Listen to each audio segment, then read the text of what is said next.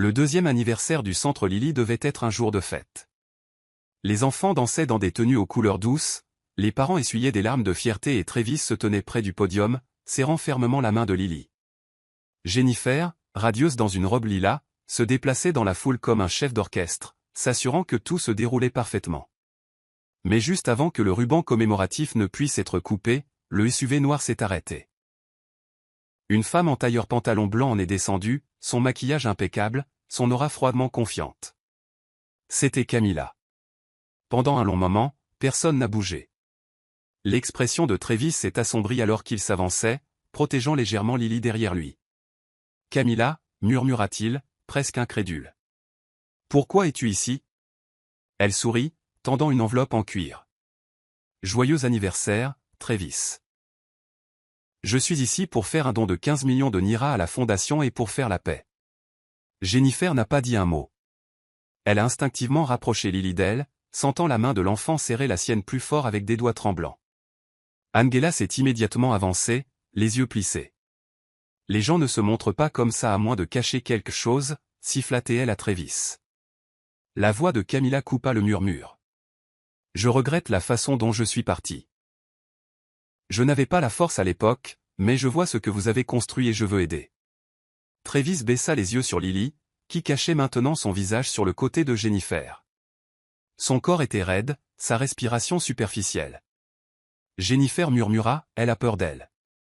Angela intervint de nouveau. Travis, c'est un piège médiatique ou pire. Mais il hésita.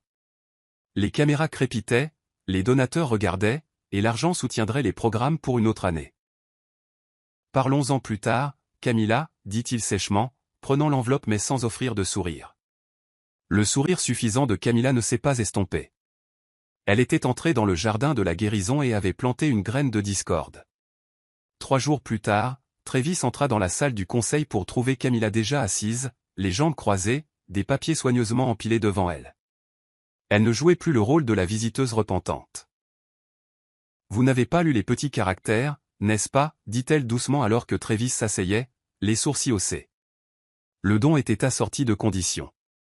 Un siège au conseil consultatif.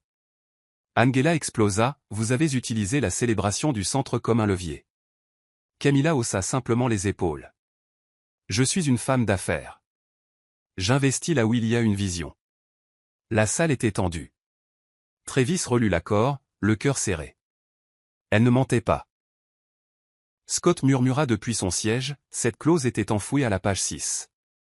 Le conseil était divisé et les statuts autorisaient son entrée. C'était légal. C'était brillant. C'était calculé. Jennifer n'a pas assisté à la réunion, mais l'onde de choc a atteint son bureau. Travis l'a informé par la suite. « Il n'y a rien que je puisse faire, » dit-il tranquillement en faisant les 100 pas, elle est dedans.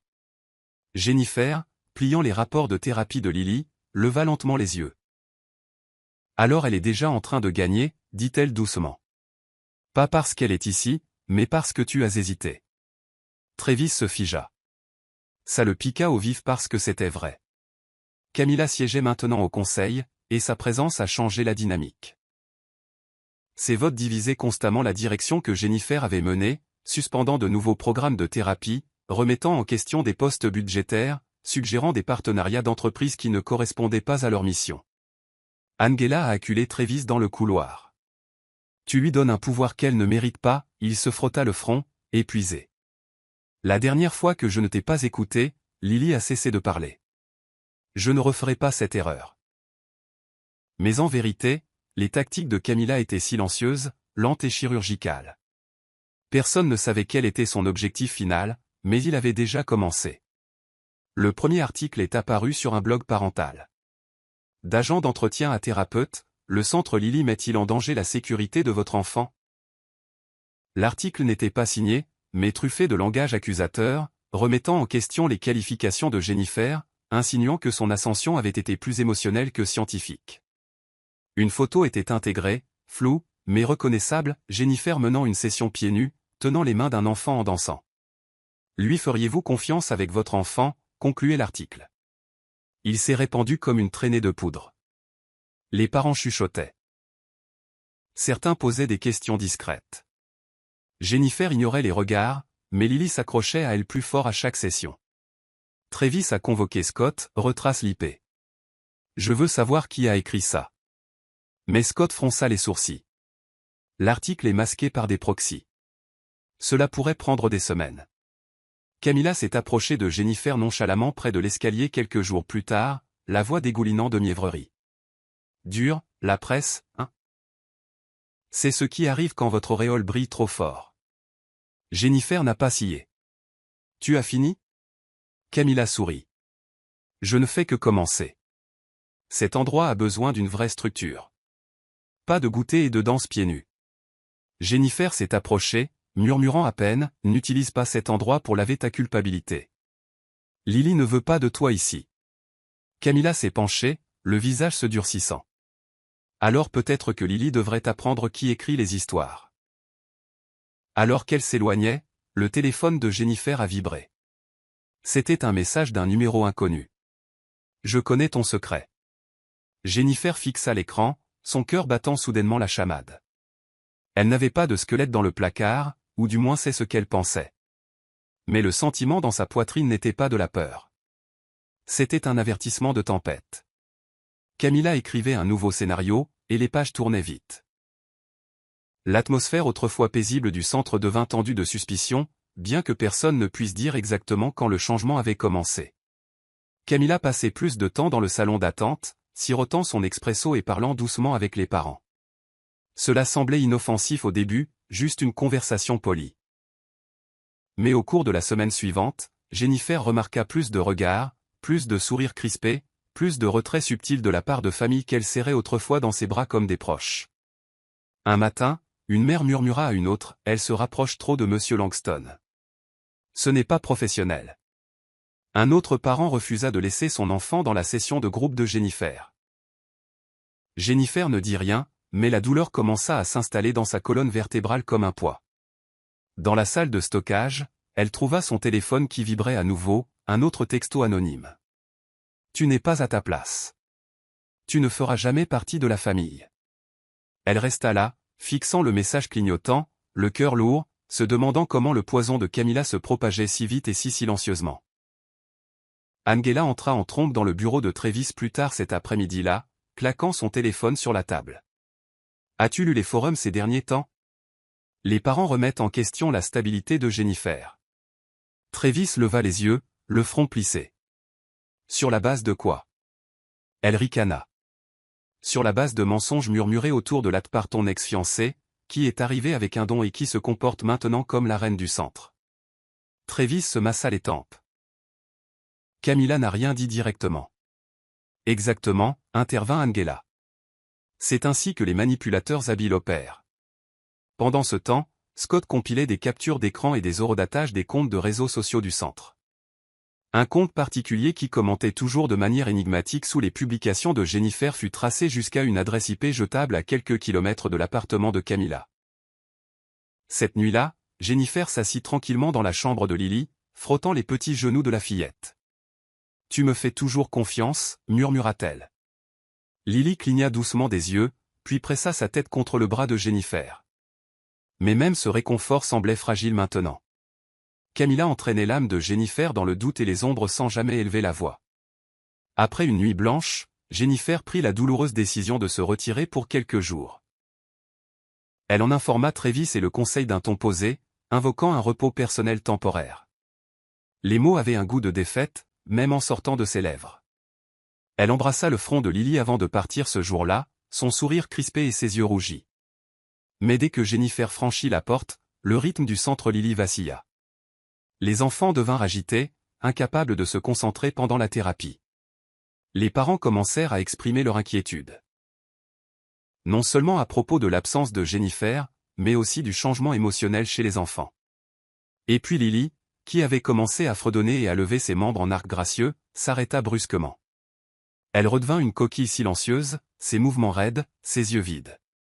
Travis s'asseyait à ses côtés chaque soir, jouant la musique que Jennifer jouait autrefois, mais Lily clignait à peine des yeux. Angela, observant d'un coin, murmura. La tempête de Camilla ne se contente pas d'endommager les réputations. Elle avale la joie. Travis rendit finalement visite à Jennifer à son appartement le 3e jour.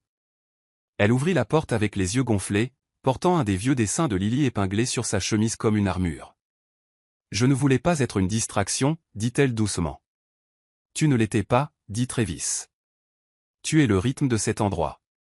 Et sans toi, c'est le chaos. » Mais Jennifer secoua la tête. Lily a besoin de sécurité. Si être près de moi donne des munitions à Camilla, alors je me retirerai volontiers. Il resta là silencieusement, la culpabilité peignant son visage. Au centre, Camilla proposa son aide en attendant, portant des tons pastels doux et offrant des câlins. Travis l'accepta à contre-cœur. Mais Angela l'accula plus tard, murmurant férocement, « Nous nourrissons le loup simplement parce qu'il n'a pas encore mordu. » Pendant ce temps, Lily gisait dans sa salle de thérapie, la musique jouant doucement en arrière-plan, ses doigts immobiles. Et dans l'ombre du couloir, Camilla observait avec un sourire serein, son silence plus glaçant qu'un cri. 3 jours plus tard, une demande d'audit externe arriva d'un partenaire financier. Une supposée anomalie financière était apparue. 5 millions acheminés vers un fournisseur non approuvé en utilisant les identifiants de Jennifer. Jennifer fut convoquée. Elle arriva avec sang-froid, examinant la facture imprimée avec incrédulité. « Je n'ai jamais entendu parler de ce fournisseur, » murmura-t-elle, passant le document à Scott. La salle était tendue. Camilla, présente en tant que conseillère du conseil, inclina la tête et dit doucement, « C'est étrange comme les choses arrivent quand la supervision est trop émotionnelle. » Travis plissa les yeux mais ne dit rien. Le conseil vota pour suspendre temporairement Jennifer pendant que les enquêtes se poursuivaient. Scott s'y opposa, mais le protocole prévalut. Jennifer ne s'est pas battue. Elle s'est simplement levée, a remercié la salle et est sortie. « Ce n'est pas la fin, » murmura-t-elle à Angela en se croisant dans le couloir. Angela, les lèvres pincées, hocha la tête. Non, c'est le début de sa chute. Derrière les murs de verre de la salle du conseil, l'expression de Camilla passa très légèrement de l'inquiétude à la satisfaction. Dans les jours qui suivirent, le moral du centre chuta. Travis arpentait les couloirs comme un fantôme, remettant en question chaque décision qu'il avait prise. Il ne croyait pas Jennifer coupable, pas une seconde, mais les dégâts étaient cliniques et précis, visant la structure de confiance de l'institution. Lily, qui avait commencé à retrouver le rire, se retirait maintenant des sessions de groupe. Les parents commencèrent à murmurer à propos des échecs de la direction. Camilla intervint, modérant les réunions, rassurant les bailleurs de fonds et tenant le fort. Angela tenta d'acculer Travis à plusieurs reprises, mais il continuait de l'ignorer. « C'est temporaire, disait-il. Elle sera innocentée. » Mais au fond de lui, le silence de l'absence de Jennifer criait plus fort que n'importe quelle preuve. Et les chuchotements de Camilla résonnaient maintenant dans les salles de conseil, les couloirs et en public, ne laissant de Jennifer qu'une ombre à l'endroit qu'elle avait aidé à construire. Camilla monta sur la scène de la conférence de presse avec un sourire compatissant qui n'atteignait pas tout à fait ses yeux. Avec l'écusson du centre de Lily derrière elle et les journalistes agglutinés comme des faucons, elle commença par des remerciements. « Nous remercions Madame Jennifer Miles de s'être retirée, afin que notre centre puisse poursuivre une direction plus professionnelle. » Le public applaudit poliment, les appareils photo crépitèrent. Dans les coulisses, Angela se tenait dans l'ombre, la mâchoire serrée. Jennifer regardait la diffusion depuis un petit appartement où elle avait emménagé temporairement, sa main tremblant sur sa tasse de thé. « Est-ce que c'est tout ce que j'étais pour eux ?» se murmura-t-elle. Camilla continua, enfonçant le couteau. Le centre Lily mérite un avenir libéré du sentimentalisme et rempli de science. Les mots résonnèrent. Jennifer éteignit l'écran et ferma les yeux. Le silence dans la pièce était plus fort que les acclamations à la télévision. Plus tard dans la soirée, Lily fit un cauchemar. Elle se tourna et se retourna dans son sommeil, criant le nom de Jennifer. Travis essaya de la réconforter, mais son corps se raidit quand Camilla s'approcha. « Laisse-moi essayer », proposa Camilla, mais Lily gémit plus fort, s'accrochant à la chemise de son père. L'absence de Jennifer avait drainé quelque chose de vital de la maison. Même Angela, autrefois sceptique, blâmait maintenant ouvertement Travis. « Tu es resté immobile pendant qu'elle était effacée », lui lança-t-elle. Mais Travis était paralysé, déchiré entre la culpabilité et la confusion. Il se souvenait de la résilience tranquille de Jennifer, de sa danse pieds nus, de la façon dont Lily souriait quand elle était près d'elle. Mais le public louait Camilla. Les investisseurs revenaient. De l'extérieur, les choses semblaient stables. Mais à l'intérieur de la maison et du centre, tout s'effilochait. Les enfants régressaient. Les rires s'étaient tus.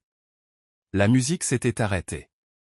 Et pourtant, Camilla souriait comme une reine reprenant son trône. Scott Davis resta assis dans son bureau tard dans la nuit, entouré de piles de factures, de journaux numériques et de vieux emails. Il n'avait jamais été du genre émotif. Mais quelque chose dans le départ silencieux de Jennifer le troublait. Il remarqua une mise à jour du pare-feu qui avait eu lieu des mois avant le début de la campagne de diffamation, un ajustement technique géré par un consultant informatique externe.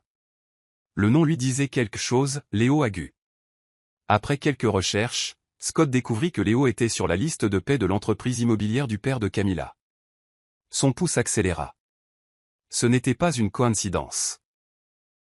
Il continua de creuser et découvrit que cette mise à jour du pare-feu était la même qui avait effacé les enregistrements de sécurité de la prétendue faute de Jennifer.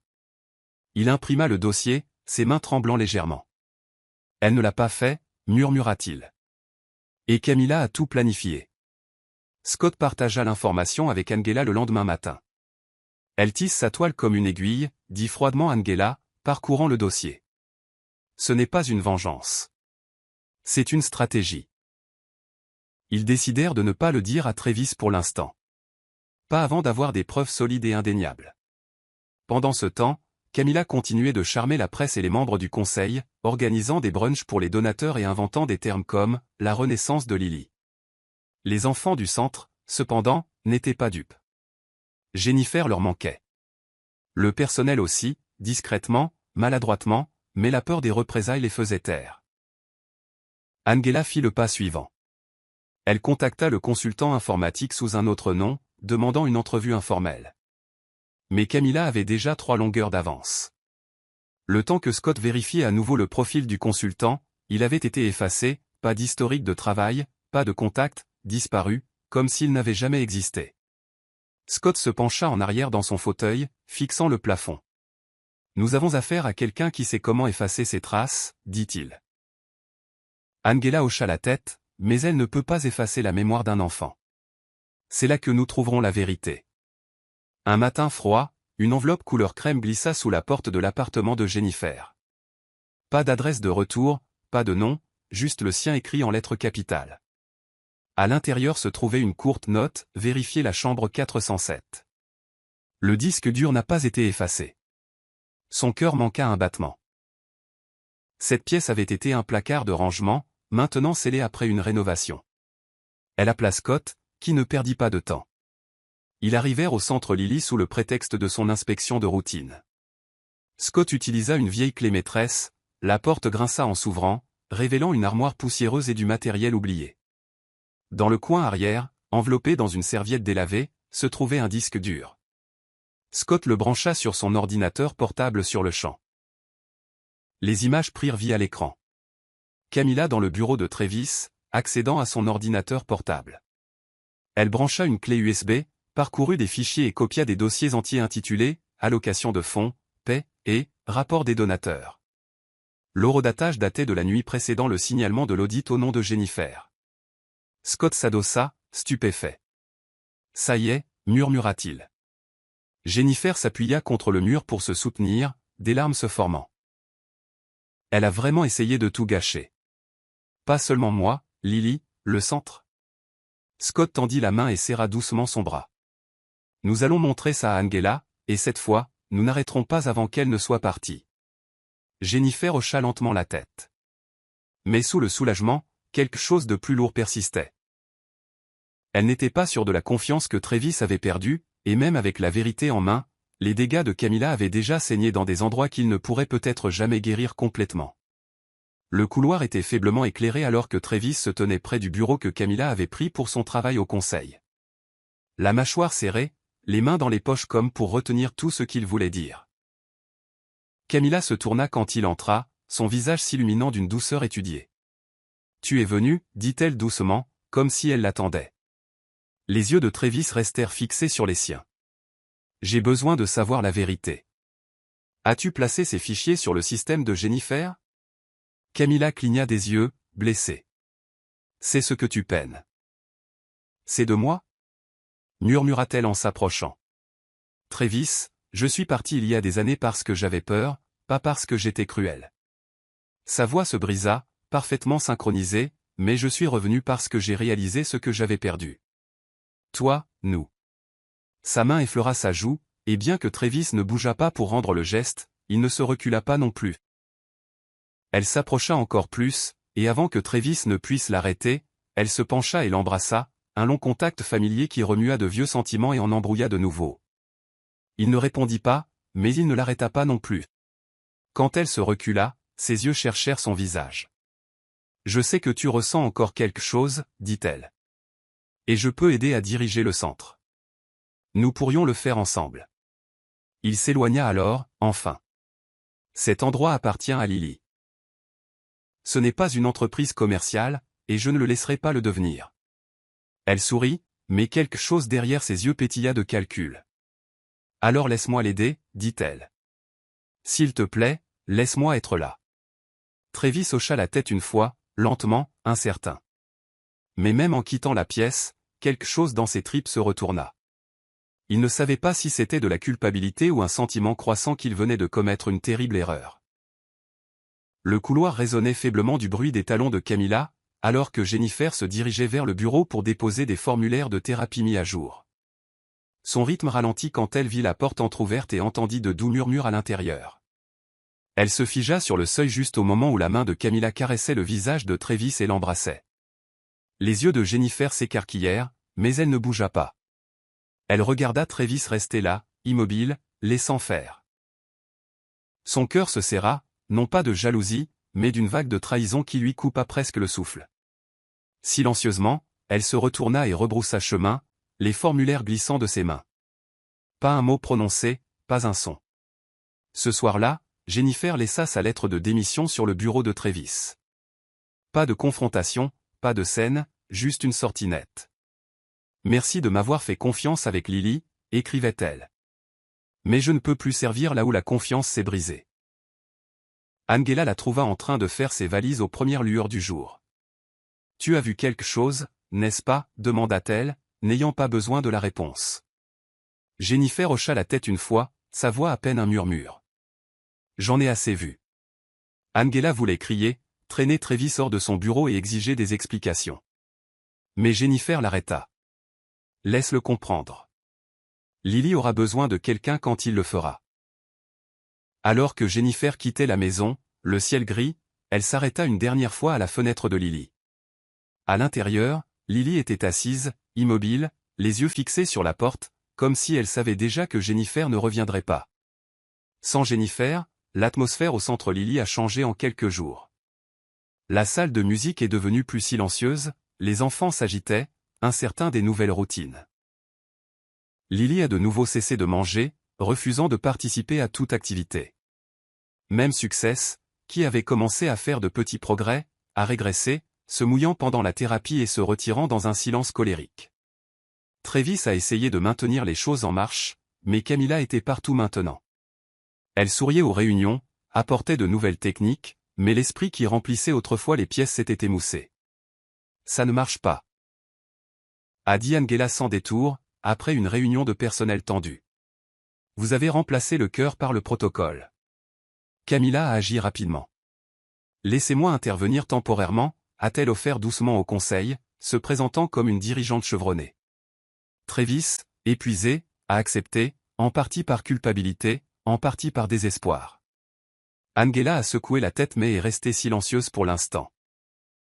Pendant ce temps, Lily gisait dans sa chambre, fixant le plafond d'un air absent.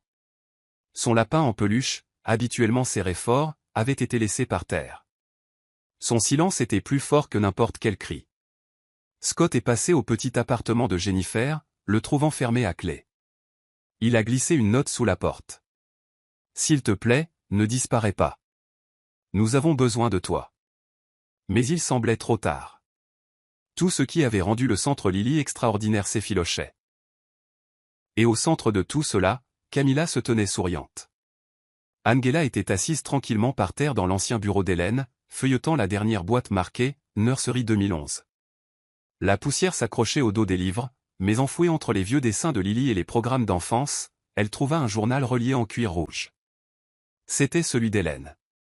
Elle ouvrit la première page, le cœur battant, et tourna lentement. Puis elle le trouva, une entrée datée de seulement 2 semaines avant sa mort. Hélène avait écrit « Si jamais Camilla revient dans la vie de Lily, protège-la. Cette femme a regardé mon bébé une fois et j'ai vu quelque chose de froid, de calculateur. » Angela eut l'impression que l'air lui avait été coupé. Elle glissa le journal dans son manteau et se rendit directement au bureau de Travis. « Tu dois lire ça, » dit-elle en le claquant sur son bureau. Il hésita, puis feuilleta les pages. Son visage pâlit. « Je savais que quelque chose n'allait pas, mais je l'ai laissé entrer quand même, » murmura-t-il. Angela resta ferme. Ce centre a été construit pour sauver des vies, pas pour recycler la femme qui les a fuies. Ce soir-là, Travis était assis seul dans le jardin sur le toit. Le journal d'Hélène serré dans sa main. Les lumières de la ville vacillant comme des vérités, refusant d'être ignorées. Le charme de Camilla, sa générosité, les larmes, tout cela maintenant entaché par l'avertissement d'Hélène. Mais plus profondément encore, la culpabilité lui rongeait la poitrine. Il avait laissé Jennifer partir. Il avait permis aux yeux de sa fille de s'éteindre à nouveau. Il avait laissé la mauvaise femme revenir dans leur espace sacré. Les mots d'Angela résonnaient, « Tu n'es pas amoureux, tu es manipulé. » Cette phrase frappa comme un coup de tonnerre. Travis repensa à chaque moment où Camilla s'était immiscée dans les opérations du centre Lily. Chaque apparition médiatique, chaque vote qu'elle avait influencé. Rien de tout cela n'avait été une coïncidence. Il réalisait maintenant que Camilla ne cherchait pas seulement la rédemption, elle reprenait la vie qu'elle pensait que Lily et Jennifer lui avaient volée. Mais la rédemption ne vient jamais enveloppée de sabotage. Il sortit son téléphone, le cœur battant. « Scott ?» dit-il la voix tendue, « fais revenir Jennifer. » Maintenant. Jennifer venait de quitter une librairie dans le Lower Manhattan, les bras chargés de nouveaux livres de musique pour enfants et de carnets de croquis. Elle était restée discrète, évitant les projecteurs, essayant de guérir de tout. Alors qu'elle descendait les escaliers du métro, elle sentit une bousculade soudaine et violente. Ses livres s'envolèrent, son corps heurta la rampe latérale. Une seconde, le monde se brouilla, et sa tête heurta légèrement le bord en béton. Elle ne s'évanouit pas, mais la douleur irradia dans son bras. Les gens crièrent, se précipitant. Un adolescent l'aida à s'asseoir. « Madame, ça va ?» Quelqu'un a appelé le 911. Mais Jennifer secoua lentement la tête, étourdie. « N'appelez pas, ça ira, » murmura-t-elle. Rien n'avait été volé. Personne n'avait essayé de lui arracher son sac. C'était délibéré. Juste une bousculade. Un avertissement. Quelques heures plus tard, Angela se précipita à son petit appartement. « Pourquoi ne m'as-tu pas appelé ?» demanda-t-elle. Jennifer haussa les épaules d'une voix rauque. « Parce que je savais déjà qu'il avait envoyé. » Angela resta figée, digérant ce que Jennifer n'avait pas dit à voix haute. « Tu penses que c'était elle ?» Jennifer leva les yeux, son regard vitreux mais certain. « Je ne pense pas, je sais. » Angela s'assit à côté d'elle, lui serrant la main. « Nous n'allons plus nous taire. Et pas pendant qu'elle transforme notre guérison en horreur. » Le lendemain, Travis apprit la nouvelle de l'incident et faillit détruire son bureau. « C'est tout ?» cria-t-il à Scott. « J'appelle la sécurité. Nous la faisons escorter hors du conseil. Je me fiche du don qu'elle a fait, elle ne nous possède pas, mais Camilla était intelligente. Elle avait déjà lié son financement à plusieurs contrats juridiques qui liaient les opérations du centre Lily, à moins qu'elle ne démissionne volontairement. » Quand Jennifer revit Travis pour la première fois depuis sa démission, son visage était meurtri. Mais sa voix était calme. « Je ne suis pas revenue pour me battre, » dit-elle. « Je suis revenue parce que Lily a besoin de moi. Et je ne laisserai pas une autre petite fille souffrir à cause de l'ambition de quelqu'un d'autre. » Il était près de minuit. Travis passa devant la chambre de Lily et entendit de faibles gémissements. Il ouvrit la porte et la trouva se tournant et se retournant dans son sommeil. Ses bras se contractaient, son visage se tordait. Puis, dans un murmure brisé et tremblant, Lily murmura, « Camilla. » Placard, pas de lumière, j'avais peur. Travis s'arrêta net. Chaque muscle se bloqua. Il s'accroupit à côté d'elle et caressa doucement ses boucles. « C'est bon, ma chérie, murmura-t-il. Mais à l'intérieur, tout s'effondra. Il se souvint de la fois où Camilla avait gardé Lily un bref instant, il y a des années, juste avant de partir sans prévenir. Lily avait pleuré pendant des jours, personne n'avait compris pourquoi. Mais maintenant, cela avait du sens, le puzzle s'emboîtait. Il se précipita dans la chambre d'Angela. Elle l'a enfermée dans un placard. C'est pour ça que Lily tressautait à chaque fois qu'elle la voyait. La mâchoire d'Angela se serra. Alors nous devons en finir maintenant. Travis hocha la tête, un feu brûlant dans sa poitrine.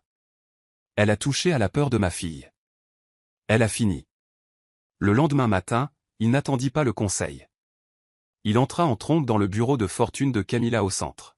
« Prends tes affaires, dit-il, la voix comme du fer. » Elle cligna des yeux innocemment. « Travis, qu'est-ce que... » « N'ose pas prononcer mon nom, gronda-t-il. « Tu as enfermé un enfant dans un placard, mon enfant. » J'aurais dû le savoir depuis le début. Mais j'étais aveugle. L'expression de Camilla passa de la surprise à l'indignation. « Tu n'as aucune preuve. » Travis sortit un dessin de Lily, une image qu'elle avait faite plus tôt cette semaine. Une petite fille enfermée derrière une porte. « Je n'ai pas besoin de preuves, j'ai la douleur. » Et ça parle plus fort que les avocats. Il se retourna et sortit, laissant Camilla sans voix. Son charme dépouillé.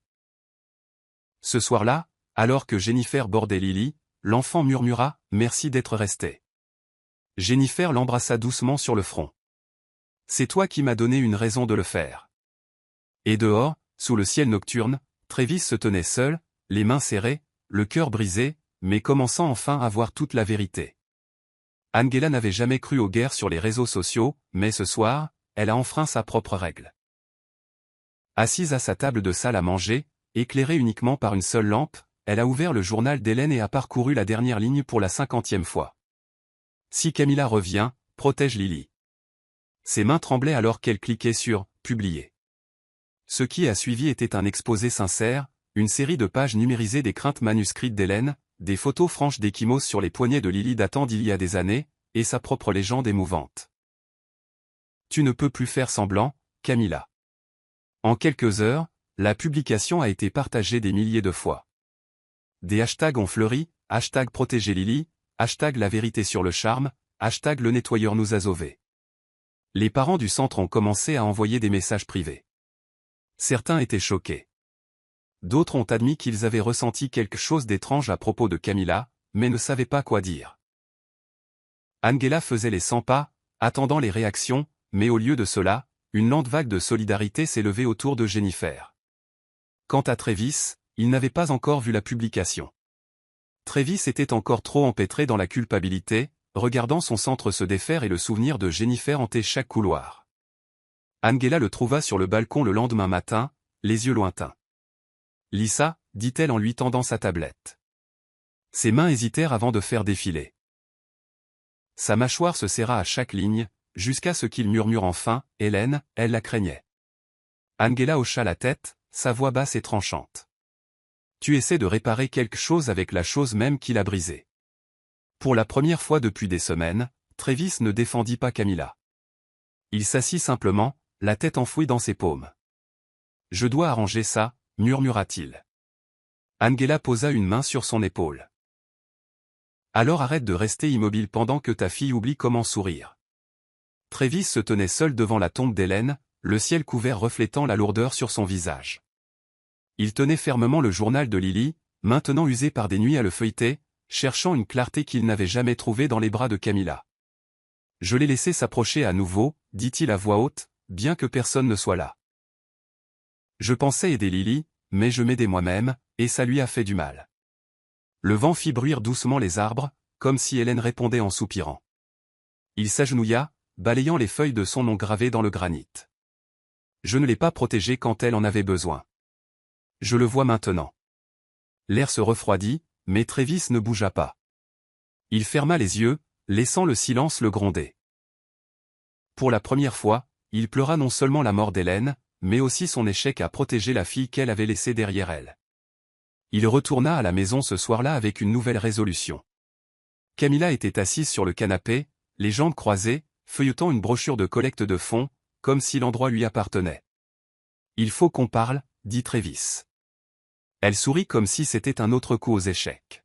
« Bien sûr, chérie. » Mais le mot mourut alors qu'il sortait un dossier et le laissait tomber sur la table.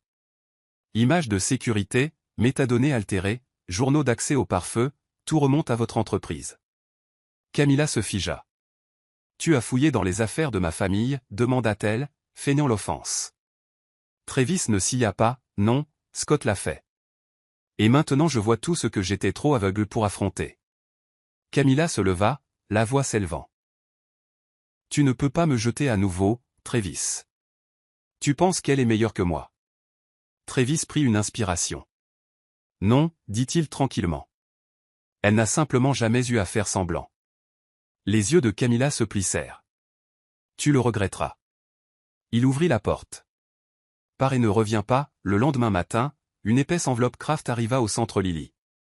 Scott la trouva collée à la grille et la porta directement à Travis, l'expression sombre. À l'intérieur se trouvaient des documents juridiques. Camilla poursuivait le centre Lily pour diffamation, assassinat de caractère et rupture de contrat de partenariat.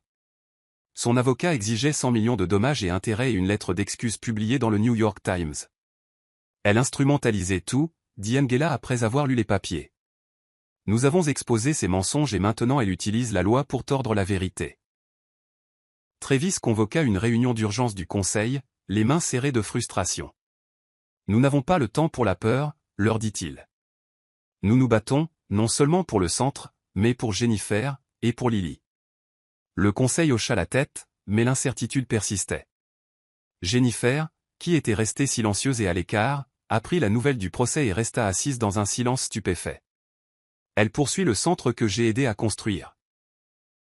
Murmura-t-elle en fixant la lettre que Scott lui avait remise. Tout ça parce que je ne suis pas parti tranquillement. Sa voix se brisa. Scott posa une main sur son épaule. Elle essaie de t'effacer, mais je ne la laisserai pas faire. Pendant ce temps, les médias bourdonnaient. Les agences de presse reprirent l'histoire, certaines exprimant de la sympathie pour Camilla, d'autres mettant en avant le journal qu'Angela avait publié. Cela devint une guerre publique de récits. Des donateurs anonymes se retirèrent. 2 enfants furent retirés par des parents nerveux. Jennifer en ressentit l'onde de choc jusqu'à la moelle. Peut-être que j'étais le problème, murmura-t-elle une nuit. Angela intervint, ferme et résolue. Tu étais la solution. Et il est temps que les gens s'en souviennent. Dehors, Lily se tenait à la porte, écoutant, silencieuse, mais les yeux grands ouverts. La bataille venait de commencer. Jennifer est revenue au centre Lily vêtue d'une simple robe bleu marine et d'un calme qui démentait la tempête extérieure. Les journalistes s'entassaient aux portes, les flashs crépitant comme des feux d'artifice, alors qu'elle entrait dans le hall principal. À l'intérieur, les chuchotements se sont tus. Le personnel, les bénévoles et les parents la regardaient, incertains de devoir s'approcher. Mais c'est Lily qui a rompu le silence. De l'autre côté de la salle de thérapie, elle s'est levée de son siège, chancelante, les yeux grands ouverts et brillants de larmes. « Jen » a-t-elle murmuré d'une voix rauque. Tout le monde s'est tourné. Lily a traversé la pièce, sans aide et tremblante, s'arrêtant juste devant elle et tendant les bras. « Je la choisis » a-t-elle dit, la voix brisée. Les mots ont résonné plus fort que n'importe quelle défense. Jennifer s'est agenouillée, l'embrassant, les larmes coulant silencieusement. « Je suis là, ma douce. Je suis là » a-t-elle murmuré, la voix se craquelant. Un parent a commencé à applaudir, puis un autre, et un autre. En quelques instants, toute la salle s'est levée pour applaudir, non pas pour le spectacle, mais parce que la vérité était entrée sans communiqué de presse. Plus tard dans la soirée, Jennifer s'est assise avec Travis, Angela et Scott alors qu'ils préparaient une déclaration officielle aux médias. Pas de contre-attaque, a-t-elle dit fermement. Pas de calomnie, pas d'ombre, juste des faits. Angela avait l'air dubitative. Camilla est prête à tout. Nous avons besoin de feu. Jennifer a secoué la tête. Le feu ne fait que l'aider à brûler davantage. Utilisons la lumière à la place. Le lendemain matin, elle a donné sa première et unique allocution télévisée. Pas de conférence de presse. Juste une vidéo enregistrée de 5 minutes. Je n'ai jamais demandé à être le centre de quoi que ce soit. Je voulais seulement aider les enfants à danser à nouveau. Si c'est un crime, alors je porterai la sentence avec grâce. Elle a terminé en montrant les premiers enfants qui ont fait leur pas dans sa classe, y compris un clip de Lily tournoyant lentement dans son fauteuil fleuri. Les bras tendus vers la fenêtre ensoleillée. Il ne s'agit pas de moi, ça n'a jamais été le cas. Elle a été diffusée sur les réseaux nationaux et les médias sociaux. En quelques heures, les dons ont de nouveau afflué. Des milliers de personnes ont commenté « Nous vous croyons ». Les parents sont revenus. Même la mère de Success, qui avait retiré son fils plus tôt, l'a ramené avec des excuses larmoyantes. Jennifer ne s'est pas vantée. Elle est simplement entrée dans la salle de thérapie le lendemain et a dit « Allons-nous danser ?» Le vent a tourné rapidement. Les médias qui faisaient autrefois écho au récit de Camilla ont fait marche arrière. Les gros titres sont passés de « Nettoyeuse en disgrâce sous le feu des critiques » à « La sauveuse silencieuse prend la parole ». Même la presse internationale a repris l'histoire de Jennifer. Un hommage vidéo a fait surface, compilé par les parents, montrant des enfants riant, marchant, dessinant et dansant sous la garde de Jennifer. À la fin du clip, une voix off de Success disait doucement « Elle ne nous a pas seulement appris à bouger. Elle nous a appris à compter ». La vidéo est devenue virale du jour au lendemain. Travis se tenait devant un public en direct le lendemain, flanqué d'Angela, de Scott et de Jennifer. « J'ai échoué de nombreuses fois », commença-t-il, la voix basse. Mais le plus grand échec a été d'oublier qui a construit l'âme de ce centre. Il se tourna vers Jennifer. « Tu n'as pas seulement sauvé Lily. Tu m'as sauvé moi. » La salle a éclaté en applaudissements. Les journalistes ont lancé des questions, mais Travis a levé la main. Ce n'est pas un événement de presse. C'est un remerciement. Il s'est écarté, laissant Jennifer parler. Elle a refusé le micro. Au lieu de cela, elle a fait un geste vers les enfants et a murmuré « Ils ont déjà parlé ». Les avocats de Camilla ont envoyé un avis de retrait 2 jours plus tard. Le procès a été abandonné discrètement, sans excuse, sans aveu de défaite, juste le silence. Mais son absence était plus bruyante que ses accusations. Des rumeurs ont émergé selon lesquelles même son avocat l'avait exhorté à arrêter lorsque les images de Lily choisissant Jennifer ont été diffusées à la télévision nationale. Angela a tout regardé avec un soulagement prudent. La vérité prend du temps, murmura-t-elle à Travis alors qu'ils marchaient ensemble dans le couloir du centre. Mais elle n'arrive jamais les mains vides. Jennifer, quant à elle, a repris ses fonctions, non pas en tant qu'héroïne, mais en tant que guide. Elle entrait dans chaque pièce avec la même humilité qu'auparavant, bien que les yeux qui la rencontraient maintenant témoignaient de respect au lieu de suspicion. Un soir, elle a trouvé une note laissée anonymement dans son casier. Il était écrit « Tu as traversé le feu et tu n'as pas brûlé. Merci d'être resté. » Elle a souri, l'a plié doucement et l'a glissé à côté du dessin de Lily les représentant en train de danser, sa propre sorte de récompense. Le public avait peut-être changé d'avis, mais pour Jennifer, la vraie victoire était une salle pleine d'enfants qui croyaient encore que le monde pouvait être bon. 3 nuits après l'effondrement du procès, Camilla est arrivée sans prévenir au gala de collecte de fonds annuel du Centre Lily. La sécurité l'a arrêtée à la porte d'entrée, mais sa voix a percé les murmures. « Il m'a tout pris », a-t-elle crié, les larmes maculant son visage, l'eyeliner traînant comme des ecchymoses. Sa robe était élégante mais débraillée. Elle serrait une enveloppe dans sa main et l'agitait devant les caméras. C'était mon avenir. Je lui ai donné mes années. Les journalistes se sont approchés, mais les gardes de sécurité ont doucement maintenu la ligne. À l'intérieur, le gala se poursuivait avec de la musique douce et des bougies. Travis, qui venait de terminer son discours sur la résilience et la rédemption, a été alerté mais n'a pas paniqué. Escortez-la en toute sécurité hors de la propriété, a-t-il ordonné.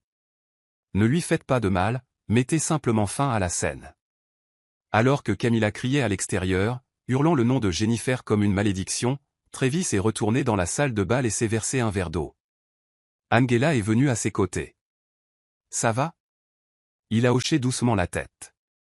Elle n'est pas en colère que je sois parti. Elle est en colère de ne pas avoir été choisie. Jennifer a entendu l'agitation mais ne s'est pas levée.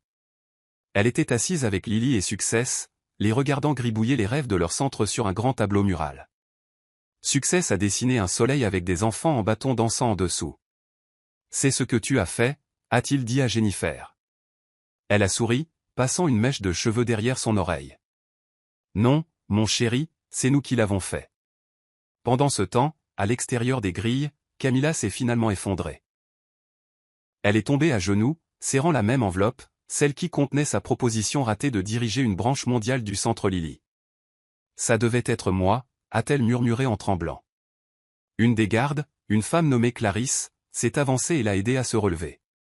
Ça n'a jamais eu à être l'un ou l'autre, a-t-elle dit doucement. Vous auriez pu construire quelque chose aussi, mais vous avez essayé de démolir celui de quelqu'un d'autre. Camilla a hoché la tête, engourdie, finalement trop fatiguée pour se battre. Alors qu'elle était emmenée, la musique à l'intérieur a enflé. Un morceau orchestral que Jennifer fredonnait autrefois à Lily lors de sa première percée. Personne à l'intérieur n'a remarqué la retraite de Camilla. Mais tout le monde a senti la paix revenir comme un lever de soleil. Aucun titre n'a suivi, aucune interview finale, aucune rétractation officielle. Camilla est partie discrètement, son absence marquée seulement par un email de démission transmis au conseil consultatif sans salutation, sans explication et sans adresse de retour. Travis l'a regardé pendant plusieurs minutes avant de fermer son ordinateur portable. C'est fait, a-t-il murmuré. Angela était assise en face de lui dans le bureau, feuilletant les vieux dessins de Lily. Elle refera surface ailleurs éventuellement. Les gens comme elle ne disparaissent pas. Ils déplacent leurs dégâts, a-t-elle dit simplement. Mais Travis n'était pas intéressé par la vengeance ou la clôture. Son esprit revenait sans cesse au visage de Jennifer le soir du gala, le sourire tranquille, les yeux fatigués, la grâce qui tenait tout le monde ensemble alors que lui-même avait échoué. Plus tard dans la soirée, il l'a trouvée dans la salle de danse, seule, en train de nettoyer les miroirs. Elle ne s'est pas retournée quand il est entré. C'est calme maintenant, a-t-elle dit. Trop calme, il s'est approché lentement d'elle. C'est le son de la survie, a-t-il répondu. Lily n'a rien dit le lendemain matin, mais elle a dansé. C'était petit, juste un lentour sur sa chaise, les bras levés comme des ailes de papillon, mais c'était suffisant. Jennifer s'est arrêtée dans l'embrasure de la porte, observant. Elle revient, a murmuré Angela à côté d'elle. Pas seulement Lily, vous deux. Jennifer a cligné des yeux pour retenir ses larmes. Le personnel, un par un, a commencé à guérir aussi. L'ambiance à l'intérieur du centre a changé, moins tendue, plus collaborative. Les parents sont revenus avec des excuses et des câlins. La presse s'est éclipsée. Mais le signe le plus clair est peut-être venu à la fin de la semaine lorsque Lily a murmuré à Jennifer après la classe, « Pouvons-nous écrire une histoire ensemble ?» Jennifer a souri. Bien sûr, comment devrions-nous l'appeler? Lily a réfléchi longuement, puis a répondu. La fille qui n'avait pas peur des ombres. Cette nuit-là, alors que la pluie tambourinait sur les fenêtres, Jennifer a sorti un journal et a écrit la première ligne. Il était une fois une fille qui ne dansait pas jusqu'à ce qu'elle rencontre quelqu'un qui refusait de reculer. Elle n'a pas écrit le nom de Camilla, elle n'en avait pas besoin. Certaines personnes étaient mieux laissées comme des chapitres clos. Pas des personnages que l'on emporte avec soi. Lors de la conférence internationale sur l'enfance et la thérapie tenue à Abuja, l'orateur principal était simplement listé comme « une voix du Centre Lily ». La plupart s'attendaient à Travis ou Jennifer. Peu s'attendaient à Success, maintenant âgé de 11 ans, debout sur un escabeau dans un costume noir impeccable, serrant le micro avec des mains stables. Quand je suis arrivé au centre, a-t-il commencé. Je n'aimais pas parler. Je n'aimais pas être vu. Mais une personne m'a montré comment danser, même si on ne se tient pas sur deux jambes. La salle est tombée dans un silence presque sacré. Jennifer Miles nous a appris que avancer n'est pas une question de vitesse. C'est une question de ténacité quand le monde vous dit de tomber. Il a fait une pause, la voix tremblante, mais ses yeux sont restés concentrés. Elle a fait de la place pour moi, pour nous tous. Alors aujourd'hui, je veux juste dire merci. Vous ne nous avez pas seulement donné une thérapie, vous nous avez donné des noms, des voix et une scène. Après son discours, la foule lui a fait une ovation debout qui a duré près de 5 minutes. Jennifer, assise à côté de Travis et Angela, a pressé une main sur son cœur. Je ne savais pas qu'il allait parler, a-t-elle murmuré. Nous voulions que ce soit une surprise, a répondu Angela avec un sourire en coin. Et de plus, il a insisté. Plus tard, alors que les journalistes affluaient vers lui, Success est resté humble, n'offrant que de petits sourires et serrant des mains comme un diplomate chevronné. Mais ce soir-là, il est retourné au centre et a donné à Jennifer une affiche dessinée à la main de la scène de la conférence avec son nom écrit en étoile au-dessus. « Tu es le ciel », a-t-il dit. « Nous sommes tes étoiles. » Jennifer l'a serré fort dans ses bras, sans voix. Travis a regardé depuis le couloir, les mains dans les poches, une Pera reposant sur ses épaules. « Il va changer le monde », a-t-il murmuré à Scott. Scott a hoché la tête, parce que quelqu'un a d'abord changé le sien. Le personnel a encadré l'affiche et l'a accrochée près de la porte de la salle de thérapie. Chaque enfant qui passait la touchait maintenant comme si elle était sacrée. Et peut-être l'était-elle, car dans ce papier et ce crayon se trouvait la voix de chaque enfant silencieux qui s'était enfin senti entendu. Ça a commencé par de petites choses, sauter le déjeuner, oublier son manteau, ignorer les maux de tête. Jennifer avait toujours fait passer les autres en premier, mais après des mois de guerre émotionnelle, de souffrances silencieuses et de responsabilités trop lourdes pour une seule paire d'épaules, son corps a lâché. Pendant une session en milieu de matinée, elle s'est effondrée contre la barre de ballet, les mains tremblant de manière incontrôlable. Angela s'est précipitée, la rattrapant juste au moment où elle s'affaissait. « Appelez une ambulance », a crié quelqu'un. Lily, qui venait de commencer un étirement d'échauffement, s'est figée de peur. Travis est arrivé quelques instants plus tard et l'a accompagné à l'hôpital. Les tests ont confirmé un épuisement sévère, une anémie limite et une hypertension induite par le stress. « Vous n'êtes pas invincible », a dit le médecin, sévère mais gentil. Jennifer a souri faiblement. « Essayez de dire ça à 30 enfants. » Le médecin n'a pas souri en retour. « Dites-le-vous à vous-même. Pour la prochaine fois, ils vous perdront. » Travis était assis à son chevet, incapable de la regarder dans les yeux. « J'aurais dû le voir », a-t-il dit. Jennifer a secoué la tête. « Tu avais une tempête à calmer. Je ne voulais pas en être une autre. » De retour au centre, Angela a pris les choses en main. Un nouvel horaire a été mis en place. Fini les journées de 12 heures. La rotation du personnel a doublé. Plus de bénévoles ont été recrutés. Et le plus surprenant, Lily s'est impliquée. Avec les conseils d'Angela et les douces incitations de Success, elle a commencé à co-animer les étirements du matin, annonçant les mouvements de sa voix claire et vive. « Levez-vous comme des étoiles », disait-elle. « Maintenant, pliez-vous comme des vagues. » Les enfants ont répondu en riant. Quand Jennifer est revenue une semaine plus tard, seulement pour observer, pas pour travailler, elle a été accueillie par une bannière faite à la main qui disait « Même les super-héros se reposent ». Elle a ri si fort qu'elle en a pleuré. « Je ne savais pas que j'étais si prévisible », a-t-elle dit. Travis a souri. « Non, tu es juste très aimé. » À partir de ce jour, Jennifer a appris à faire des pauses, à déléguer, à respirer. Elle a enseigné non seulement le mouvement mais aussi l'équilibre, non seulement l'expression mais aussi l'endurance. Et alors que Lily poussait son fauteuil roulant vers l'avant de la classe un jour, murmurant « Nous t'avons sauvé cette fois », Jennifer a souri, a hoché la tête et a dit « J'espère que j'ai appris à vous laisser le faire plus souvent. » Car la guérison, réalisa-t-elle, n'était pas seulement ce qu'elle donnait. C'était aussi ce dont elle avait besoin. Jennifer était assise seule dans le jardin derrière le centre, là où l'hibiscus orange avait recommencé à fleurir, signe de persévérance.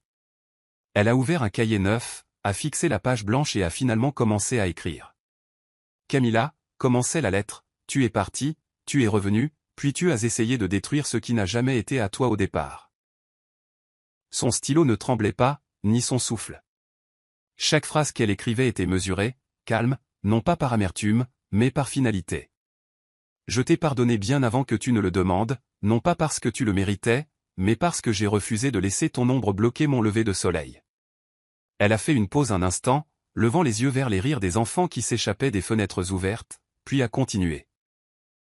J'espère qu'un jour tu réaliseras que ce n'est pas le handicap de Lily qui t'effrayait. C'était ton propre reflet.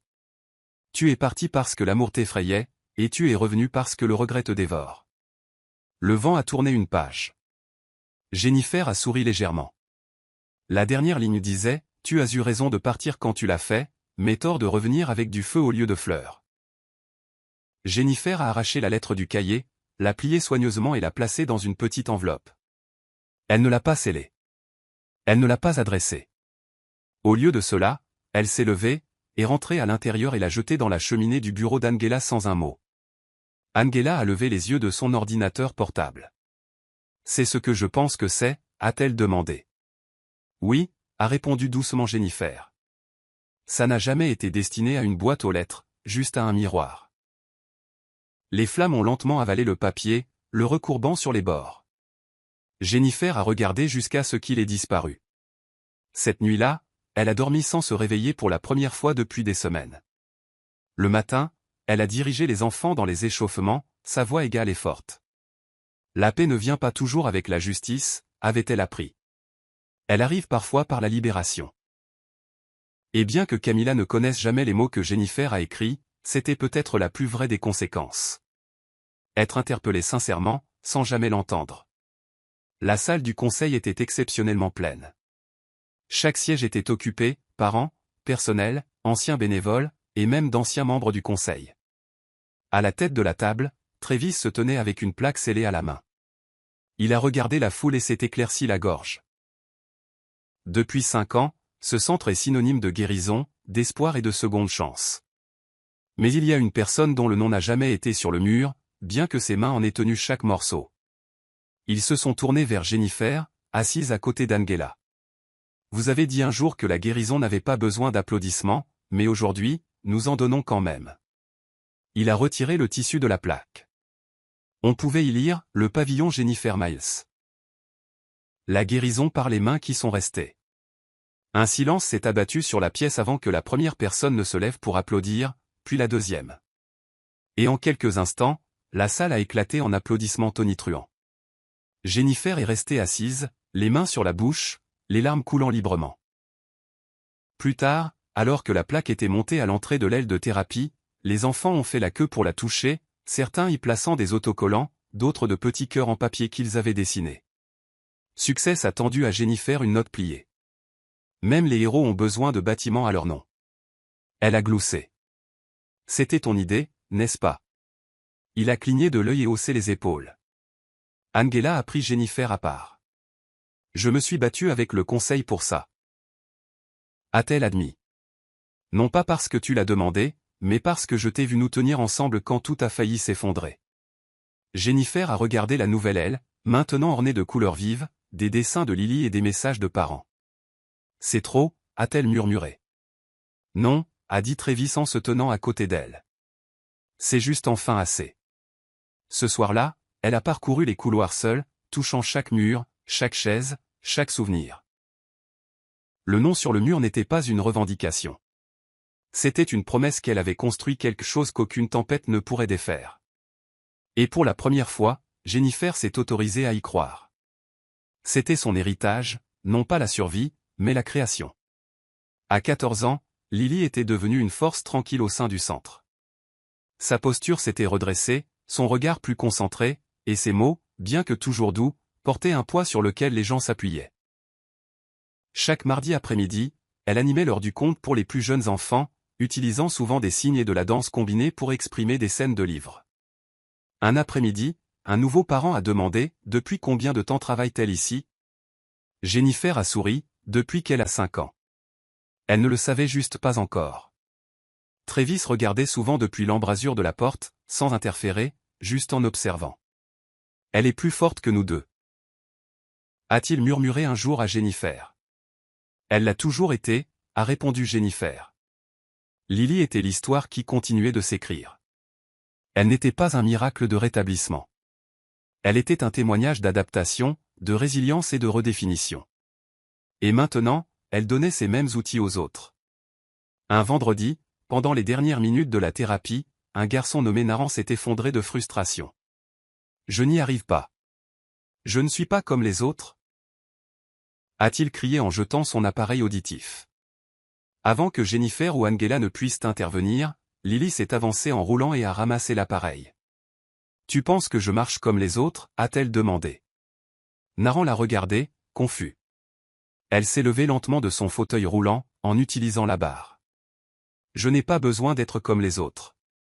J'ai juste besoin d'être moi, et c'est assez. La salle est devenue silencieuse. Naran a tendu la main vers l'appareil, les mains tremblantes. Peux-tu m'aider à essayer à nouveau, a-t-il murmuré. Lily a souri. Seulement si tu m'aides à garder l'équilibre pendant que je te montre le prochain pas, cette nuit-là, Jennifer a écrit dans son journal intime. Elle est née du silence. Mais maintenant, elle apprend au monde à écouter. La fille qui avait autrefois peur de bouger sans que quelqu'un la tienne était maintenant l'encre sur laquelle les autres s'appuyaient. Et tranquillement, avec confiance, elle dansait. Son propre nom vers l'avenir. Angela n'a jamais aimé les projecteurs.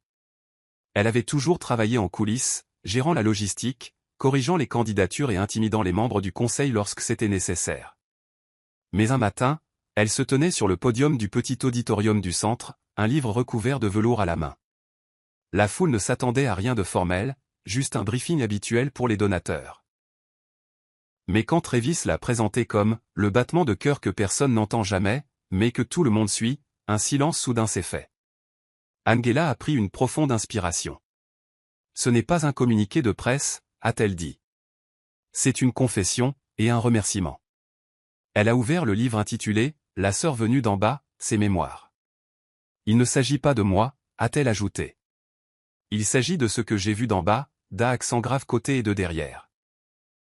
Sa voix n'a pas tremblé, mais chaque mot a atterri comme une vérité enfin dotée d'elle. Les pages du livre retraçaient des moments des premiers jours, quand Travis était presque ruiné par le deuil, quand Jennifer nettoyait les sols en silence, et quand Lily a dansé pour la première fois sans musique. Ce centre n'est pas né de l'argent, a-t-elle lu à voix haute. Il est né de mains qui ont refusé de lâcher prise. Elle a fait une pause et a regardé Jennifer, qui essuyait ses yeux en silence. Les gens me demandent souvent ce qui nous a changé. Était-ce la thérapie, les dons, le bâtiment? Elle a secoué doucement la tête. C'était l'amour. Un amour réel, incommode, meurtri et implacable. Alors qu'elle concluait, une ovation debout a éclaté. Les caméras ont crépité, mais Angela est simplement descendue, retournant à sa chaise à côté de Lily. Pourquoi maintenant? Lui a murmuré Jennifer, surprise. Angela a souri en coin, se penchant. Parce que les histoires enterrées trop longtemps perdent leur pouvoir. Et la nôtre a toujours été destinée à être partagée. Ce jour-là, les précommandes ont afflué. Le financement du centre a de nouveau grimpé en flèche. Mais plus que cela, cela a donné au monde un regard plus profond sur la façon dont une famille brisée est devenue un mouvement de guérison. Non pas en prétendant être parfait, mais en se choisissant mutuellement à travers l'imperfection. C'était la 5e présentation annuelle de fin d'année au Centre Lily, et celle-ci semblait différente. La salle de spectacle était comble, anciens élèves, parents, donateurs, presse, et même de nouveaux membres d'agences gouvernementales qui avaient autrefois douté de l'impact du centre. Les lumières de la scène se sont tamisées, et une musique douce a commencé. Ce qui a suivi n'était pas poli ou chorégraphié à la perfection. Jennifer et Lily sont sorties ensemble, les mains jointes.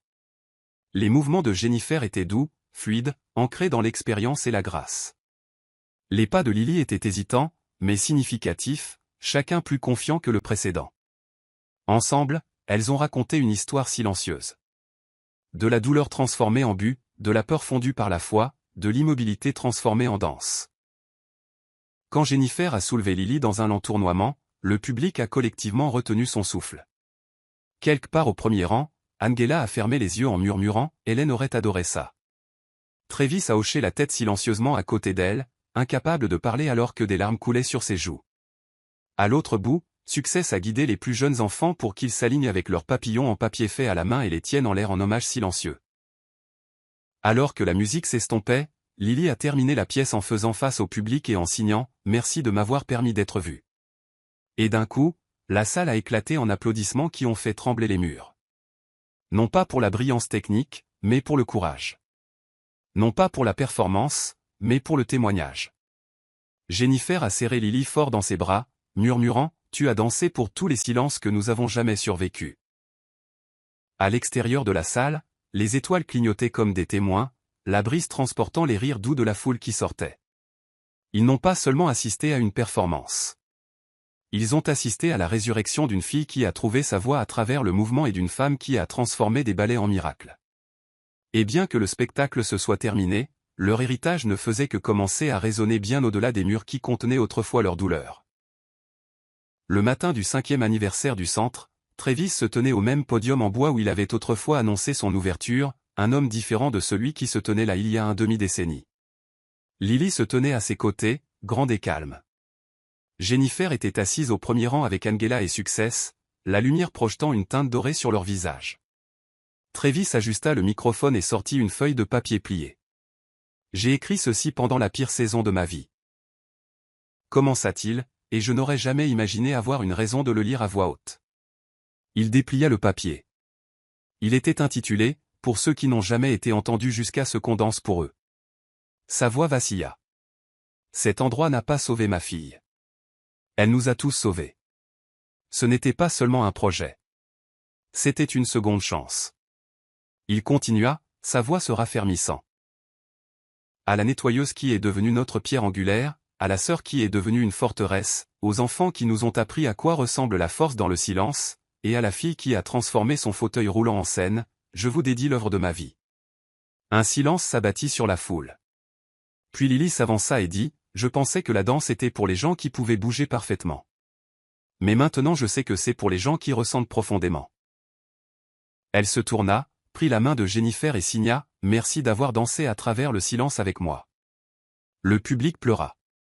Travis clôtura la cérémonie avec une dernière phrase. « Nous ne sommes plus une histoire de douleur. Nous sommes un chant de persévérance. » Alors que la musique finale jouait et que des ballons s'élevaient dans le ciel, tout le monde resta immobile, savourant le moment. Aucun rebondissement ne survint. Aucune tempête ne revint. Juste de la joie. Juste de la guérison. Juste le son d'applaudissements qui ne se pressait pas de finir. Et à ce moment-là, c'était clair. Le silence n'avait pas seulement été rompu. Il avait été transformé en quelque chose de magnifique. Pour toujours. Voici le verset de la Bible. Ésaïe 61, verset 3, Bible du Semeur, pour accorder à ceux qui sont en deuil en Sion une couronne de beauté au lieu de la cendre, une huile de joie au lieu du deuil, et un vêtement de louange au lieu d'un esprit abattu. Ce verset capture parfaitement la transformation qui s'est déroulée dans la seconde moitié de l'histoire. Comment Jennifer, Lily et Travis se sont relevés de la douleur, de la trahison et d'un quasi-effondrement pour devenir quelque chose de bien plus beau qu'auparavant. Ce que l'ennemi destinait aux cendres, Dieu l'a transformé en couronne. Morale de l'histoire, le véritable amour n'est pas bruyant. Il est durable. Et ceux qui construisent avec une intégrité tranquille survivront toujours à ceux qui se battent pour être vus. La trahison, aussi calculée soit-elle, ne peut pas réécrire la vérité. Quand l'espoir semble enterré et que les bons sont mal jugés, le temps et le caractère révèlent tout. L'héritage ne se revendique pas par le pouvoir ou la perfection, mais par les cicatrices que nous portons et les vies que nous relevons quand personne d'autre ne voit. C'est la fin de l'histoire. Qu'avez-vous appris de cette histoire? Déposez vos réflexions dans la section des commentaires. Laissez un j'aime et n'oubliez pas de vous abonner et d'activer les notifications pour être averti lorsque nous publierons nos prochaines vidéos. Partagez également cette vidéo avec quelqu'un qui pourrait être intéressé. Merci beaucoup d'avoir regardé.